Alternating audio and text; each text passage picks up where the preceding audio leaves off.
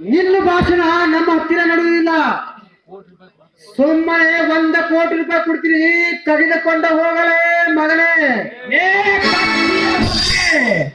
ನೀನು ಅನ್ಯಾಯವಾಗಿ ಗಳಿಸಿ ಕೊಡ್ತಿರುವ 1 ಕೋಟಿ ರೂಪಾಯಿ ಈ ಬೂಟಿನ ಸಮಾನಲೇ ಮಗನೇ.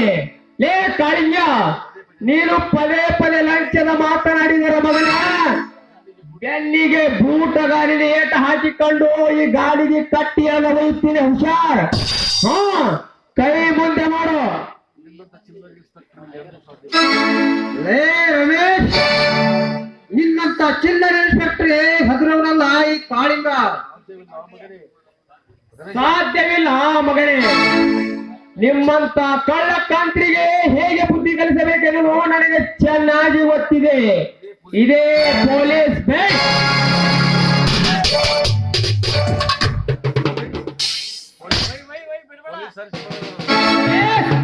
ಅರೆಸ್ಟ್ ಮಾಡಿ ನಾನು.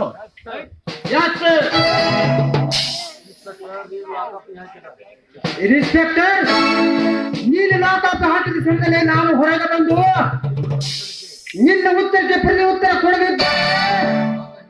ನನ್ನ ಹೆಸರು ಕಾಳಿಂಗನೇ ಅಲ್ಲ.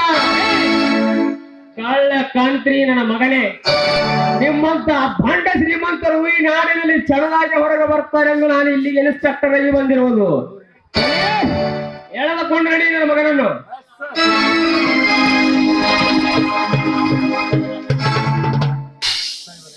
ಸಾಯ್ಬ್ರೆ ನೋಡಿ, ಸಭೆಗೆ ಸರಿಯಾಗಿ ಬಂದು ನನ್ನ ಮಗನ ಪ್ರಾಣ